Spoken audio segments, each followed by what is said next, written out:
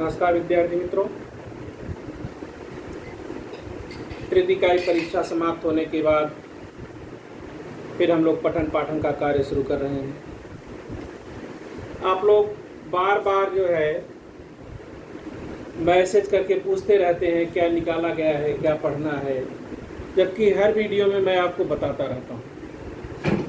आज मैं पुनः आपको बता रहा हूँ। पहला चैप्टर जो है उसमें 1.1 में आपको केवल लास्ट के 2 ही सवाल पढ़ने हैं। आपने उस पर बार बार मुझसे प्रश्न किया, लेकिन मैंने उसके सभी सवालों को इसलिए बताया कि विलोपन विधि से अगर आप सवाल को हल करना सीखेंगे नहीं तो शाब्दिक प्रश्नों को नहीं हल कर पाएंगे। इसलिए वह प्रश्न भले न आए, लेकिन उस टाइप का प्रश्न आपको आना ही आना है, इसलिए उसको पूरा आप तैयार कर लीजिए। उसमें 1.4 को एकदम मत पढ़िए। दूसरे चैप्टर में पूर्ण वर्ग विधि आपको नहीं पढ़ना है। तीसरे चैप्टर में सारी जो भी चीज़ दी गई है सब पढ़ना है। चौथे को अभी आप छोड़ के रखिए, जबकि मैंने चौथा भी पढ़ा दिया है। पांचवा चैप्टर में पूरा पढ़ना है। छठवें में मैंने थोड़ा ही पढ़ाया, उसको भी छोड़ के रखिए, क्योंकि चौथा और छठवां चैप्टर हो सकता है निकल जाए पूरा का पूरा, तो उसको आप बाद में पढ़ेंगे। पहले आप जो है तीसरा और पांचवा दोनों चैप्टर में कुछ भी नहीं निकला है। दूसरे में थोड़ा निकला है। आपको जो है पूर्ण वर्ग विधि से वर्ग समीकरण नहीं पढ़ना है, उसको छोड़ के बाकी सब पढ़िए। और पहले चैप्टर में 1.4 को जो है आप मत पढ़िए, बाकी का सब पढ़िए। भले निकाला गया है लेकिन आपको आएगा। तो आज मैं जो है पुनरावर्तन करने जा रहा हूँ तीसरे चैप्टर से। तीसरा चैप्टर है अंकगणितीय श्रृंखला। इसका दूसरा नाम है समांतर श्रेणी। अगर मैंने अंकगणितीय श्रृंखला की जगह पर समांतर श्रेणी नाम ले लिया तो आप ये मत सोचिएगा कोई दूसरा है, मैंने पहले भी बताया था, आज भी बता रहा हूं। तो 3.1 में 2 सवाल हैं। पहला सवाल यह है कि आपसे पूछेगा कि दी गई अनुक्रमणिका अंकगणितीय श्रृंखला में है अथवा नहीं। है अथवा नहीं है के लिए मैंने बताया है कि अगर सामान्य अंतर d समान होता है तो अनुक्रमणिका अंकगणितीय श्रृंखला में है, और सामान्य अंतर समान नहीं होता है तो अंकगणितीय श्रृंखला में नहीं है। सामान्य अंतर को d से परिभाषित करते हैं और उसके पदों को T1, T2, T3, T4 जितने पद हैं हम उतना करते हैं। तो इस प्रकार से जो है हम आगे करते रहते हैं। चलिए, तो पहले मैं आपको पहला प्रश्न बता दूं, दूसरे प्रश्न के बारे में फिर बताऊंगा आपको। पहले पहला बता लेता हूं। तो कह रहा है निम्नलिखित अंकगणिका में कौन सी अंकगणिका अंकगणितीय श्रृंखला में है। जो अंकगणितीय श्रृंखला में है उसका सामान्य अंतर ज्ञात करो। बिना सामान्य अंतर ज्ञात किए हम अंकगणितीय श्रृंखला बता ही नहीं सकते।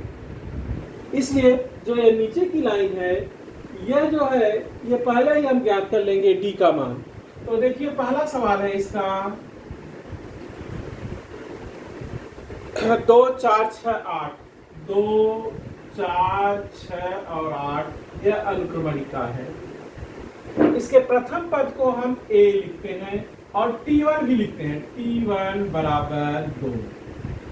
दूसरा पद T2 बराबर 4। तीसरा पद T3 बराबर 6 और चौथा पद T4 बराबर 8। अब यहाँ पर पदों की संख्या 4 है। पहला पद T1, दूसरा T2, तीसरा T3, चौथा T4। अब हमें सामान्य अंतर 3 बार निकालना है। तो सामान्य अंतर d बराबर होता है T2 माइनस T1।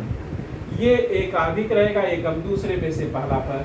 फिर हम निकालेंगे d बराबर T3 माइनस T2। फिर d बराबर निकालेंगे T4 और माइनस T3। अब d बराबर हमको नहीं निकालना है क्योंकि T4 के बाद है ही नहीं, तो 3 बार निकालेंगे सामान्य अंतर। यहाँ T2 का मान है 4 और ऋण 2, 4 में से 2 गया तो 2, 6 ऋण 4 बराबर 2। देखिए T3 6 है और T2 जो है वो 4 है। उस पर 8 माइनस 6 बराबर 2। सामान्य अंतर देखिए 2 2 2 सब में समान है, तो इसके लिए हम लिखते हैं सामान्य अंतर डी समान है और समान नहीं है, दो शब्दों का प्रयोग करिए, समान है और समान नहीं है। समान है, यहाँ पर सब समान है। अगर मान लीजिए यहाँ -2 हो जाता तो समान नहीं होता, एक ही चिन्ह होना चाहिए, एक ही संख्या होनी चाहिए। अगर प्लस है तो ये भी प्लस, ये भी प्लस। अगर इसमें a minus a minus a minus, तो अगर चिन्ह भी समान होना चाहिए, संख्या भी समान होनी चाहिए, तभी समान लिखेंगे। इसलिए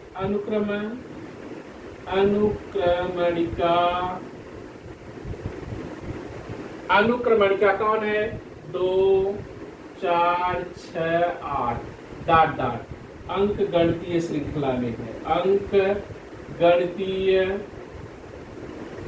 श्रृंखला में है, श्रृंखला में है। और अगर ये समान नहीं होता तो अंक गणितीय श्रृंखला में नहीं है।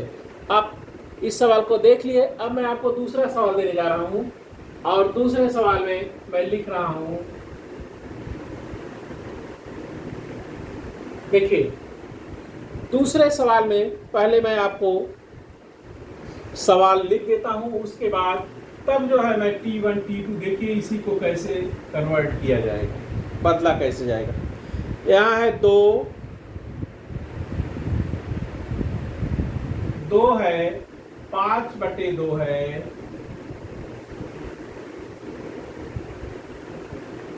2 के बाद 5/2 है और फिर 3 है और 7/2 है, 3 और 7/2, उसके बाद ऐसे डाट डाट डाट। तो इसका पहला पद जो है वो T1, दूसरा है T2, तीसरा है T3 और चौथा है T4, 4 ही पद है। अब T1 का मान लिखेंगे, T1 बराबर हो गया 2, T2 बराबर हो गया 5/2, T3 बराबर हो गया 3 और T4 बराबर हो गया 7/2।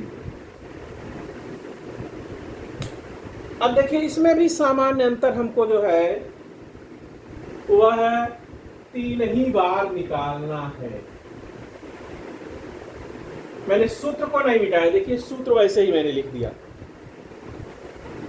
तो पहला है T2, T2 का मतलब हो गया 5/2, T2 का मतलब हो गया 5/2, 5/2 और माइनस T1 का मतलब हो गया 2। अब इसका तिर्यक गुणा करेंगे, 2 दूनी 4, 5 और माइनस यहाँ बटे 1 होता है तो 5 का नाम 5 और माइनस 4 और बटे 2, तो बराबर हो गया 1/2। वैसे अब T3 का मान है 3 माइनस 5/2, इसका भी तिर्यक गुणा करेंगे, 2 3 6 और माइनस 5 का नाम 5, इसके बटे 1 माना जाता है 5 और बटे 2 तो 1/2। और तीसरी बार T का मान निकालेंगे तो T4 मतलब 7/2 और माइनस 3, 3 दूनी 6 तो 7 माइनस 6 और बटे 2 बराबर हो गया 1/2। यहाँ भी सामान्य अंतर D का मान समान हो गया, 1/2 हो गया। तो इसलिए अनुक्रमणिका अंक गणितीय श्रृंखला में है। अब इस अनुक्रमणिका के लिए हम यहाँ पर अनुक्रमणिका लिख दें जो दी गई हमको, 2 5/2 3 और 7/2 डॉट डॉट अंक गणितीय श्रृंखला में है। और अगर यही डी समान नहीं है तो अंक गणितीय श्रृंखला में नहीं है। तो आइए हम उसको भी देखते हैं।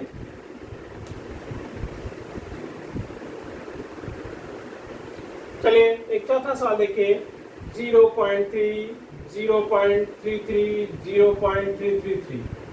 T1 का मान हो गया 0.3, T2 का मान हो गया 0.33 और T3 का मान हो गया 0.332, 3 बार। अब यहाँ हमको 2 ही बार D निकालना है, तो देखिए T2 माइनस T1 0.33 और माइनस 0.3, यहाँ एक 0 भी कर सकते हो। अब आप सीधा सीधा 33 में से 30 को निकाल दीजिए, तो 33 में से 30 को निकालेंगे तो 0.03 आएगा।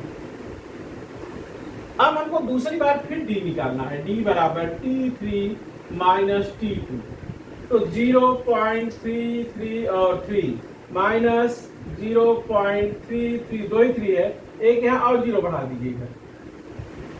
दशमलव के दाहिने 0 का मान कोई मायने नहीं रखता अगर उसके दाहिने कोई अंक दूसरा न हो, मतलब 0 के अलावा अगर कोई अंक है तब मायने रखता है, नहीं तो नहीं रखता। तो यहाँ हो गया 0.003। अब देखिए यहाँ पर आया D का मान 0.03 और यहाँ पर आया 0.003, ये दोनों समान नहीं है, तो सामान्य अंतर D समान नहीं है, इसलिए अंकगणिका 0.3, 0.33 और 0.333 अंकगणितीय श्रृंखला में नहीं है। इस प्रश्न संग्रह से एक सवाल आएगा, पहला और दूसरा आप हल करिएगा, आपको मैंने पढ़ाया भी है, तो इससे एक सवाल आपको बोर्ड में शर्तियाँ आएगा, इसलिए उसको हल करिएगा। आज यहीं तक, धन्यवाद।